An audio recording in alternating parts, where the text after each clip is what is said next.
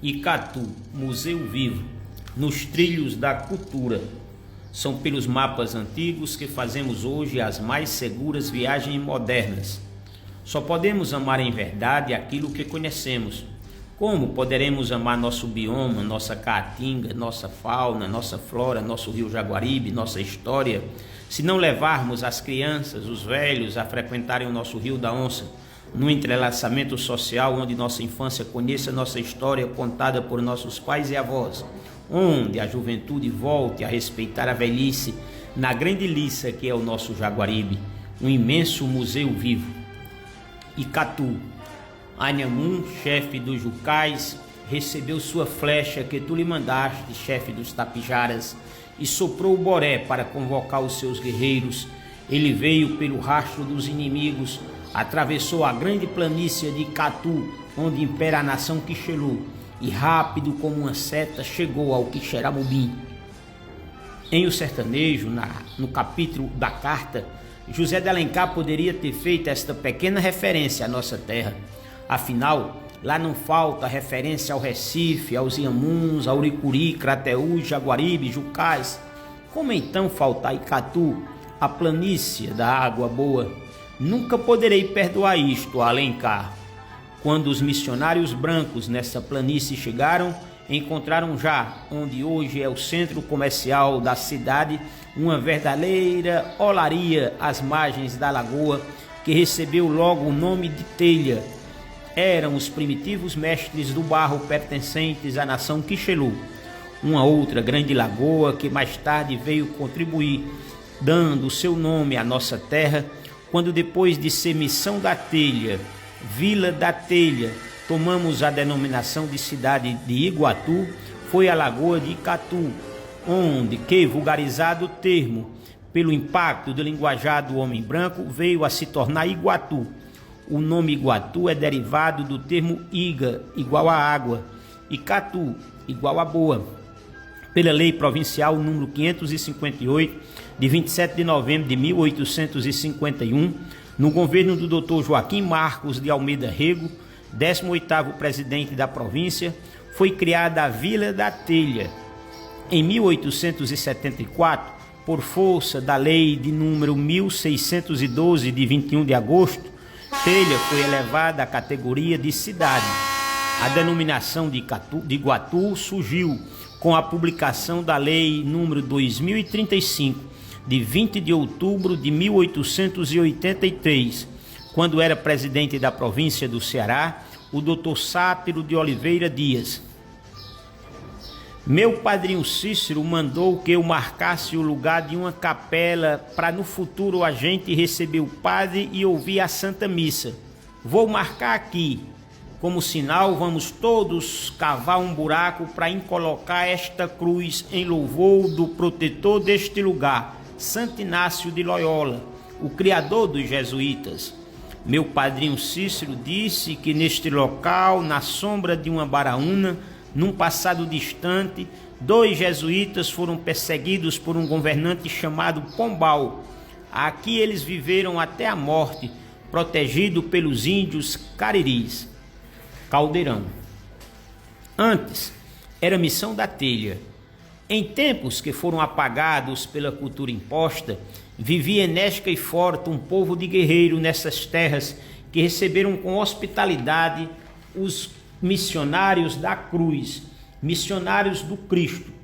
Estes missionários tinham a determinação de conhecerem os costumes, a língua, a maneira de pensar do selvícola.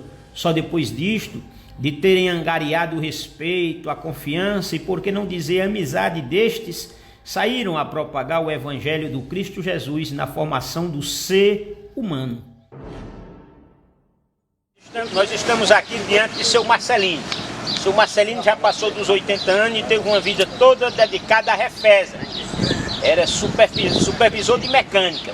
E agora ele vai relatar um pouquinho das lembranças, das reminiscências, das memórias dele.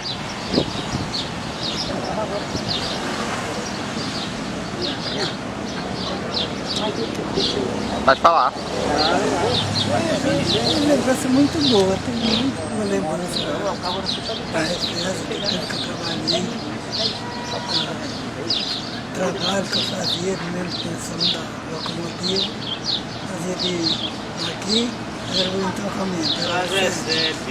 Aí fazia até Xaramubim, Crato e Souza. E aqui a gente viu, graças a Deus. Nós estamos aqui diante agora do nosso amigo ferroviário Luiz de Vó. Ele vai agora dar um depoimento das lembranças dele, das reminiscências deles aqui nessa estação ferroviária do Iguatu. Pode ficar à vontade, senhor. É o seguinte, eu tenho que agradecer essa administração de ter recuperado essa estação de Cidei, né?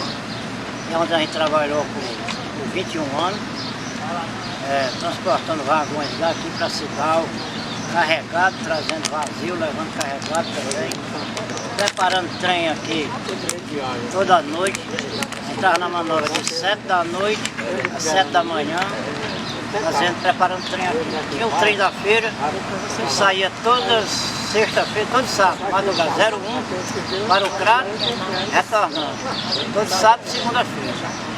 Por esse período eu trabalhei aqui por esses 21 anos, transportando como maquinista, transportando combustível. A funcionária marítima era trabalhando trem de carro. Aqui é o Crato, Paraíba e Xadá. Retornando aqui que era sério. Veio minha família toda aqui. Saí dia 13 de novembro de 96.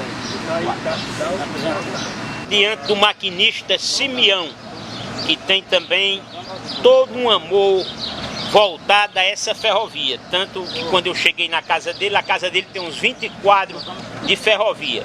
E ele tem uns 1000 retratos da época que passou nessa ferrovia. Mostra o grande amor que ele tem à REFES, a Rede Ferroviária Federal Sociedade Anônima. E eu queria que agora ele expusesse esse amor nesse depoimento que ele vai fazer agora. Eu só tenho muito a agradecer à ferrovia e ao prefeito atual de ter preservado essa estação, porque eu já andei por vários cantos por aí e vejo tudo acabado. E como eu estava vendo aqui, se acabando tudo. E nessa gestão dele ele segurou e privatizou essa estação. Tudo bem. Agradeço muito a ferrovia, vários amigos que ficou. Tá tudo bem. Graças a Deus. Porque a vida é cheia de altos e baixos. Eu queria ver melhor, mas graças a Deus ainda estou vendo meus amigos por aqui, gente boa, de consideração, todos que me consideraram, que me consideram ainda. Como os ensinou Santo Inácio de Loyola, fundador da Companhia de Jesus. Este Inácio de Loyola, antes Dom Inácio de Loyola, capitão do exército espanhol, fidalgo, senhor de castelo, valente, orgulhoso como todo espanhol, foi ferido por um balaço quando em luta contra a França. No acampamento militar, enquanto convalescia, pediu um livro para ler. E o único livro que se encontrou naquele ambiente de guerra foi o livro da vida de todos os santos.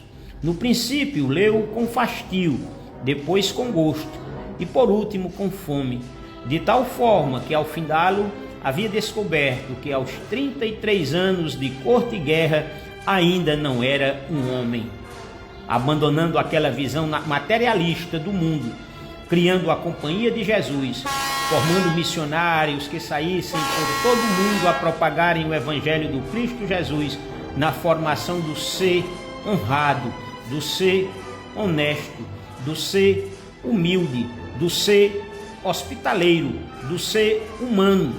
Foram estes missionários, carmelitas, jesuítas, seculares, que primeiro chegaram a essas terras da nação Quixelô. E é esta a missão da telha. Diante do teu sermão, toda virtude, a braveza das tribos se esboroa, e amigo fazes nessa gente à toa, cuja humildade te comove e ilude. Por onde marchas não se morre a míngua, afugenta as paixões, ensina preces, falando ao bugre em sua própria língua. Chegam à aldeia no sagrado empenho, falam de Deus, o principal vacila. Batizam, plantam, brota a cana, é o engenho, vem o português e o ouvidor, é a vila. Para tanto, porém, quanto suplício, quantas perfídias de capitães mores, quantas vidas de santo em sacrifício. Seu Zé Bertoldo, o senhor acredita que é possível as autoridades constituídas com um pouco maior de esforço resgatar esses trilhos e fazer de Suaçurana um polo de lazer frequentado por nossas populações carentes, da Vila do Alencar, da Chapadinha, da Vila Neuma, da Vila Moura, do São Gabriel, do Novo Iguatu e tantas localidades que essa linha férrea cobre até sair do Alencar e chegar no polo de lazer de Suaçurana, no nosso açude Roberto Costa? Olha, como vocês podem observar, vocês estão vendo aí essa pedra aí, uma pedra que está já na posição só de nós pegar de manchar e fazer aquela brita que é para conserva de linha, que é a brita 2 1/4. E essa brita aqui saiu muito, que deve ser essa brita, saiu, como eu já falei até antes, saiu aqui para próprio Iguatu, Parlinha, saiu para Crato, Juazeiro, Baturité, Aracuiaba, até Maracanaú. Essa brita foi transportada em vagões. E nós tínhamos aqui os vagõezinhos que transportavam 22 metros, tinha 10 de 22,76. Aí saía a locomotiva lá saía daqui com 12 vagões, ia para Sobral, Crateús. Aí eu vou ficar observando o seguinte, por que essas autoridades hoje, vendo aí aqui que nós temos o Sul, Suaçurana, a própria Iguatu, aqui é Vazinha, a chegar ao Alencar, tanta pouca coisa, é uma distância de, como já observei, falei antes, de 38 a 40 quilômetros, não tem condição de fazer, então a autoridade tem, como dizemos o seguinte, tem autoridade para tudo isso, tem condição de fazer 40 quilômetros. O material, seu Zé? O material de brita que nós temos aqui é só mandar britar, é fácil de fazer para conserva e outra coisa. Nós temos trilhos que está intacto ainda, os dormentes, só depende da conservação, a despesa não seria essa rumo de coisa para que possa a despesa ser tão grande. Eu acredito muito aqui nas autoridades, no próprio governo aqui, os prefeitos do estado. O material humano, seu Zé? O material humano é exatamente isso aí, porque ocorre. É a condição desse pessoal que tem, para tudo isso para a gente fazer. O senhor mesmo, se estava pronto para servir enquanto ferroviário? No caso mesmo, fosse para servir, que nós temos muitas pessoas aí, nós temos pessoas que trabalhou, que eram da conserva, nós tínhamos feitor, nós tínhamos mertilinha. Aqui, se fosse para acontecer, eu estava na exposição de botar de aparecer um britador que nós temos aqui nas áreas. Até de graça, senhor? Trabalhava de graça para poder a gente ver essa linha da do Sul, que anda muita gente aí, tem os trem de graça, para o próprio meu neto. Amanhã ou depois está andando aí e diz, olha, meu avô, meus filhos, meu pai, e muita gente ia ver isso aí, que era muito interessante. Eu espero que realmente essas autoridades vejam isso aí depois dessa nossa filmagem, dessa demonstração do senhor que está aqui, o rapaz aí, e vamos fazer com que isso funcione, né? Que é muito importante. Eu pelo menos ficaria muito feliz de eu ver, porque é um desperdício, você vê aí, ó, é perdido. Olha isso daí, a bancada. Porque, então, período áureo do Iguatu. Exatamente, porque Iguatu ia crescer, ia evitar esse negócio de você estar andando de moto com transporte barateado, né?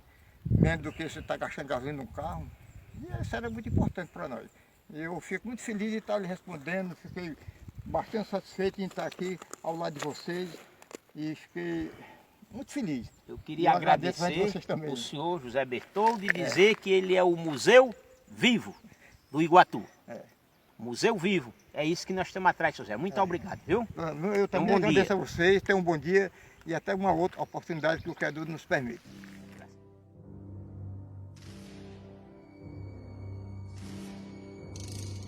No início do século XVIII, as decisões tomadas na sede da capitania do Ceará Grande estavam por demais ausentes dos nossos sertões, agravada pelas dilatadas distâncias, pelos grandes perigos da Estrada Geral do Jaguaribe ou mesmo pela Estrada Nova das Boiadas, também Estrada dos Iamuns, pelos seus altos índices de criminalidade, pela frequente escassez de chuvas na região ou até mesmo a ocorrência de cheias que inviabilizavam a passagem pelas estradas sertanejas, fatores que dificultavam ainda mais a realização de correições, visitações, mostras e diligências ao interior da capitania. Diante desse quadro, a manutenção da autoridade pública e a viabilização da governabilidade dos capitães mouros, ouvidores e demais autoridades coloniais sobre a capitania implicavam na necessidade de utilização dos comandos militares locais enquanto instrumento de efetivação de suas ordens e canal de comunicação política com as comunidades e populações locais. A ação do poderoso e temido coronel de milícia Jorge da Costa Gadelha e dos moradores locais engajados nas milícias sob seu comando seria decisiva na manutenção da autoridade do capitão Mor Manuel Francês perante o ouvidor José Mendes de Machado, apelidado de Tubarão, pela sua agressividade, que causou revolta em toda a ribeira do Jaguaribe, com sua atitude de prender e processar a muitos por crime de sonegação tributária. Sendo advertido pelo governador pelos excessos, prossegue em sua marcha rumo ao sertão, efetuando prisões entre a população matuta, atinge a ribeira do Icó. Neste ponto se deixa seduzir pela hospitalidade da família Feitosa e logo se torna adepto de sua política totalmente parcial em suas decisões a favor dos Feitosas, fazendo ferver com isto o caldeirão que de muito já ardia em contendas entre as famílias Montes e Feitosas.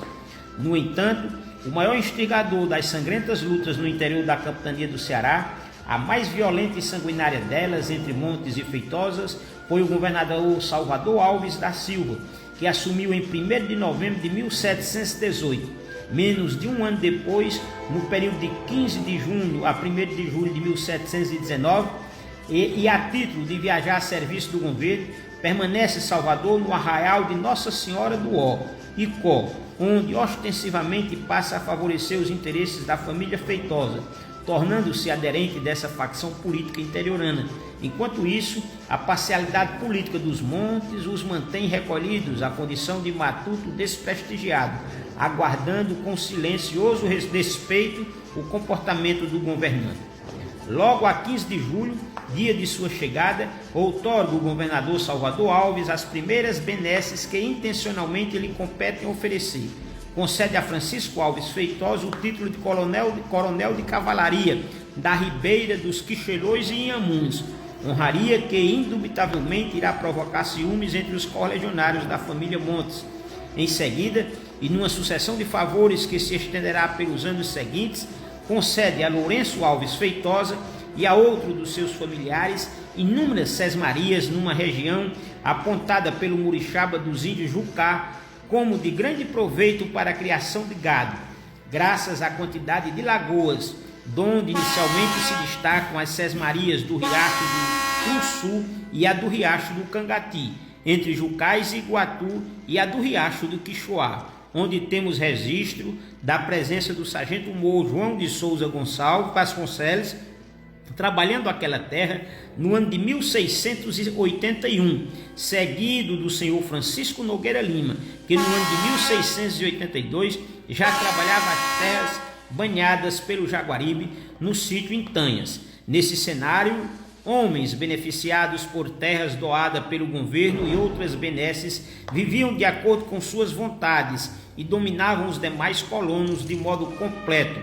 Transformavam-se em verdadeiros tiranos, dominando hordas selvagens com armas e ameaças. Nos pontos mais longínquos, sobretudo, só uma vontade dominava, que era a lei do mais rico. Os Feitosas tinham ao seu lado na guerra os índios Cariri e Jucá. Os Montes contavam com os arcos dos índios Icó e Quixelôs. Ainda a 18 de agosto de 1724, vemos portaria do governo provincial, que é inteiramente voltada à região conflitante do Icó e suas adjacências, aponta o coronel Jorge da Costa Gadelha como braço armado do Estado para que dê conhecimento aos habitantes da Ribeira do Jaguaribe sobre as ocorrências registradas e que tanto o coronel Gadelha quanto o comissário Antônio Maciel de Andrade, a quem deveria se reunir, iria ao Icó no sentido de verificar a extensão do conflito entre Montes e Feitosas, que só naquele período já havia feito mais de 400 vítimas fatais. A região só conheceu uma relativa paz imposta pelo poder das armas quando no ano de 1727 o coronel João de Barros Braga comandou uma expedição que, subindo o rio Jaguaribe, foi até a sua nascente na fronteira com o Piauí, afugentando e matando os índios Icós, Quixelôs, Jucá, de tal forma que a partir daquela expedição eles não mais apareceram com a sua primitiva liberdade. Só os sobreviventes, mansos, foram trazidos e ficaram aldeados na missão da telha.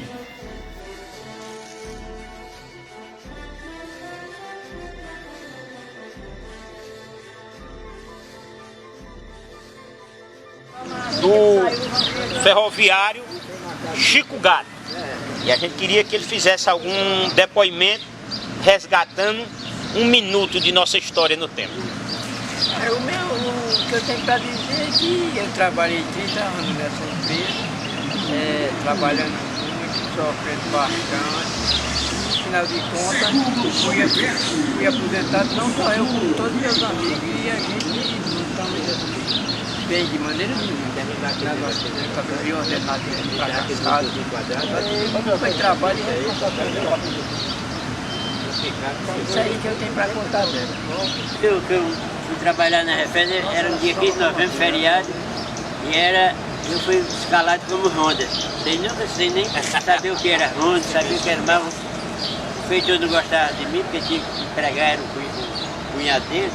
Aí eu fui, né? Botei a ferramenta no ombro e sabe. Quando eu cheguei no açude, pontilhão bem grande, açude dos Praiados, pra cá de lá da Mangabeira. O menino conhece aí, que passar 2 quilômetros. Quando eu fui chegando perto do pontilhão, eu peguei, era a cabeça de uma pessoa que me trematou. Aí eu levantei o farol, né? Andava com o farol, levantei o farol, aí então, ele pegou o cabo no ele ia saindo do pontilhão, aí eu esmagaiou. Cabeça para um lado, perna para outro, aí eu, sem experiência, né? Eu fui baixar a cabeça para fora dali e voltei. Cheguei lá, o agente da estação era divino. Aí ele disse, não, aqui vai para a polícia. Aí eu fui para a polícia. Cheguei lá, a polícia foi mais eu no drone, chamamos o feitor, né? Aí fomos botando dentro do saco, né?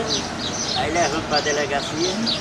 Aí 10 horas do dia, aí o feitor era tão ruim, disse, agora você continua sua ronda. Aí ele foi andar mais 2 quilômetros ainda para ir e voltar. O senhor pode me dizer seu nome, quando o senhor começou a entrevista? Edilson Nunes Pereira. Senhor Edilson, o senhor nasceu quando, senhor Edilson? Em fevereiro de 42. E o senhor tem uma recordação de quando o senhor ingressou na Rede Ferroviária Federal Sociedade Anônima? No dia 15 de agosto de 61. Tempo que vinha sendo lida pelos vagabundos, né? E aí roubaram todas as coisas que tinha aí. E somente o Edinaldo que veio a recuperar. Por isso, nós ferroviários estamos muito agradecidos.